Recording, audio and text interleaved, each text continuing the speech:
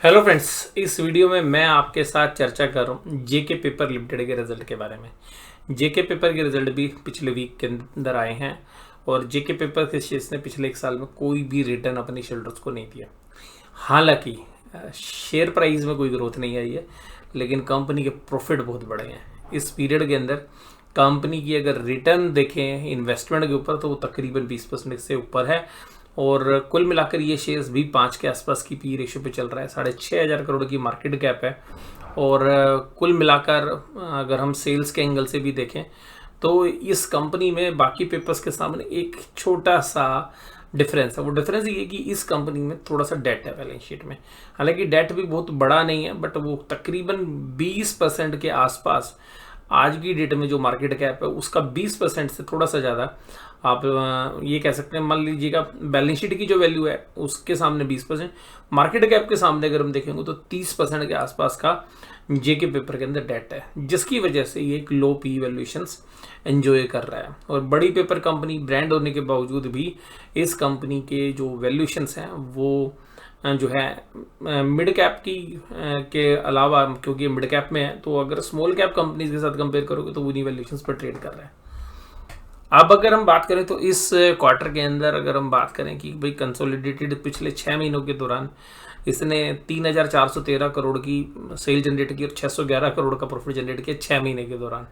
तो हम ये एंटिसिपेट कर सकते हैं कि 1,200-1,300 से लेकर 1,500 करोड़ के आसपास तक की प्रॉफिट इसमें पूरे साल में क्लोक कर सकती है। और वो कंपनी अभी आपको 6,000 करोड़ की मार्केट कैप पर मिल रही है और जेके ग्रुप की कंपनी है। इसके अलावा कुछ जो है कॉरपोरेट इंफॉर्मेशंस भी हैं कि कुछ कंपनीज को इन्होंने एक्वायर किया है, पीछे भी एक्वायर किया था। तो कुछ सेल परचेज एग्रीमेंट हैं जो एसपी है उनकी डिटेल भी जो है कंपनी ने दी है। तो Manipal utility packaging solution private limited है, कुछ पैकेजिंग वाले धंधे के अंदर भी ये पैर पसार रहे हैं, क्योंकि जो पेपर्स के अंदर जो एक वैल्यू चेन है उस वैल्यू चेन को ये एक्सटेंड करने के तरफ जो है बढ़ रहे हैं। और कुछ और कंपनीज भी इनके पोर्टफोलियो में।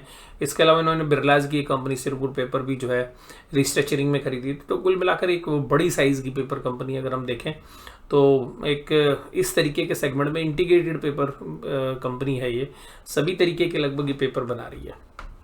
अगर हम बात करें रेवेन्यू फ्रॉम ऑपरेशंस की तो इस क्वार्टर में क्या हो, देखो इस कंपनी में जब हम चीज़ें एनालिसिस कर रहे हैं ना तो एक चीज़ बड़ी कॉमन है कि इस कंपनी में ना उतार चढ़ाव कम है। जो हम स्मॉल कैप कंपनीज में देख रहे हैं उसके सामने रेवेन्यू फ्रॉम ऑपरेशन वही 1,600 करोड़ और 1,800 करोड़ के बीच में है। पिछले साल 1,722 करोड़ के रेवेन्यूज थे, इस पर 1,749 करोड़ के, यानी कि 1,700 करोड़ के आसपास के ही रेवेन्यू जनरेट कर रही है। तो पिछले क्वार्टर में भी सेम रेवेन्यूज थे और इस बार भी। अगर हम कॉस्ट ऑफ मटेरियल की बात करें तो कॉस्ट ऑफ मटेरियल इंक्रीज हुआ है सिग्निफिकेंटली और वो 668 से बढ़कर 860 हो गया। और इन्वेंट्री के अंदर भी कोई मेजर चेंज नहीं है, तो यानी कि जो मटेरियल की कॉस्ट है वो काफ़ी बढ़कर आई है इस कंपनी के लिए। अगर फिनेंस कॉस्ट की बात करें तो वो भी 36 से 41 करोड़ हुई है। एम्प्लॉय का खर्चा भी बढ़ा है, डेप्रिसिएशन और मोटाइजेशन में भी इंक्रीज आया है। लेकिन जो बेनिफिट आया है वो है पावर के खर्चों में। तो जो सारे खर्चे बढ़े वो सब पावर के अंदर 50,000 करोड़ का इनको बेनिफिट आ गया। 53 करोड़ की पावर कॉस्ट रिड्यूस हो गई, जिसकी वजह से ये प्रॉफिट को मेंटेन कर पाए। और टोटल एक्सपेंसेस 1,207 करोड़ से बढ़ाकर 1,368 करोड़ हो गए। तो कुल मिलाकर जो खर्चे हैं वो तो बड़े हैं, लेकिन profit before interest and tax and depreciation में अगर हम देखें तो तकरीबन 120 करोड़ के जो प्रॉफिट्स हैं वो रिड्यूस हुए हैं इस क्वार्टर में। अब जो प्रॉफिट्स हैं वो अगर प्रॉफिट बिफोर एक्सेप्शनल आइटम देखें तो 144 करोड़ के आसपास के प्रॉफिट रिड्यूस हुए हैं। तो कुल मिलाकर प्रॉफिट बिफोर टैक्स 450 करोड़ से घटकर 340 करोड़ हो गए हैं, जो 110 करोड़ जो है लगभग कम है। टैक्स लायबिलिटी यहाँ पर रिड्यूस हुई है क्योंकि वो प्रॉफिट के ऊपर बेस्ड है। तो 326 करोड़ के जो प्रॉफिट्स थे उसके सामने इस बार 305 करोड़ के हैं। लेकिन इस बार एक इनके पास डेफर्ड टैक्स की असेट्स की एडजस्टमेंट है जो 25 करोड़ है, जिसकी वजह से आपको प्रॉफिट के अंदर ज़्यादा कमी नज़र नहीं आ रही है। तो ये 25 करोड़ के जो डेफर्ड टैक्स का की एडजस्टमेंट है, जो डेफर्ड टैक्स असेट्स है इनके पास, उसका जो क्रेडिट मिला है इनको वो 25 करोड़ है, जिसकी वजह से 326 करोड़ के सामने जो पिछले साल प्रॉफिट थे वो मात्र 305 करोड़ ही घटे हैं। यानी कि केवल और केवल 21 करोड़ घटे हैं, क्योंकि 25 करोड़ इनको कहाँ से आ गए, डेफर्ड टैक्स की एडजस्टमेंट से। अब अगर हम पूरी ईपीएस की बात करें तो पिछले बार 19 रुपये की ईपीएस थी, इस बार 17.85, और अभी तक 6 महीने की ईपीएस 36 रुपीज़ है और पिछले बार 34 थी। तो हम ये उम्मीद कर सकते हैं कि 70 रुपये से 80 रुपये के बीच में इसकी ईपीएस आ सकती है। तो इस शेष अभी भी अगर 400 रुपये का भी भाव अगर इस शेष पर होता तो वो 5 के आसपास की पी रेशियो पे, तो फॉरवर्ड अर्निंग्स में अभी भी ये स्टेबल है। लेकिन पेपर कंपनीज में थोड़े से चैलेंजेस हैं, बट ये इतनी सस्ती वैल्यूएशंस पर हैं कि अगर ये इस तरीके के भी रिजल्ट अगले 1-1.5 साल दिखाएंगी तो इन सभी शेयर्स की री रेटिंग हो सकती है। और यहाँ पर अगर हम बात करें कि cash flow from operating activities 1000 crore का, तो cash flow from operating activities 6 महीनों में कमा दिया है इसने। पिछली बार 960 करोड़, तो कैश जनरेट करने में काफ़ी अच्छा कर रही है कंपनी। इसके अलावा जो इन्वेस्टमेंट कर रहे हैं, पिछली बार देखिएगा इन्होंने 68 करोड़ 6 महीने में इन्वेस्ट किए थे, और इस बार शुरू के 6 महीनों में 150 करोड़ रुपए प्लांट एंड इक्विपमेंट में डाले हैं। इसके अलावा 460 करोड़ के आसपास की इन्होंने इन्वेस्टमेंट भी खरीदी है, और इसके अलावा 330 करोड़ का डेट भी रीपे किया है। तो उन सब को अगर हम देखें तो जो पैसा कमा रहे हैं उससे क्या कर रहे हैं, एक्सपेंशन में भी लगा रहे हैं। उसके अलावा कुछ पैसा सेफ्टी के लिए, क्योंकि थोड़ा सा साइक्लिकल बिजनेस है, सेफ्टी के लिए इन्वेस्टमेंट के रूप में रख रहे हैं। जो कर्जा इन्होंने लिया हुआ है उस कर्जे को उतार रहे हैं।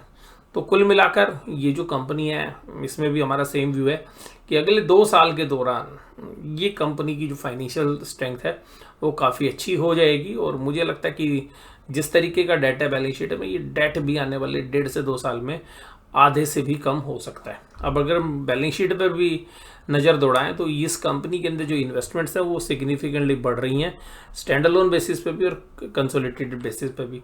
तो पिछले 6 महीनों के दौरान ही अगर हम देखें तो तकरीबन 500 करोड़ की कंसोलिडेटेड इन्वेस्टमेंट इन्होंने कर ली है। इसके अलावा प्रॉपर्टी प्लांट एंड इक्विपमेंट्स में तो क्योंकि डेप्रिसिएशन लगता है तो वो सब जितना ही इंक्रीज हो सब डेप्रिसिएशन में एडजस्ट हो जाता है। इसके अलावा अगर डेट की भी बात करें तो देखिएगा बोरोइंग्स कंसोलिडेटेड बेसिस पे 655 थी, जो शॉर्ट टर्म बोरोइंग्स हैं वो जो वर्किंग कैपिटल में होती है जनरली, और स्टैंड अलोन पे 590 से 511, तो तकरीबन 80 करोड़ के आसपास की स्टैंड अलोन बेसिस पर। लॉन्ग टर्म जो बोरोइंग्स हैं उनमें इन्होंने सिग्निफिकेंटली रिड्यूस किया, 180 करोड़ के आसपास की तो इनकी जो लॉन्ग टर्म बोरोइंग्स है वो रिड्यूस किया। तो अल्टीमेटली कंपनी धीरे धीरे करके डेट को रिड्यूस कर रही है, और जैसे जैसे डेट की मात्रा कम होगी, मान लीजिएगा ये डेट जो है अभी जो बैलेंस शीट का साइज है 6000 करोड़, मार्केट कैपिटलाइजेशन है 6000 करोड़ के आसपास, वहाँ पे 1700 करोड़ की डेट है।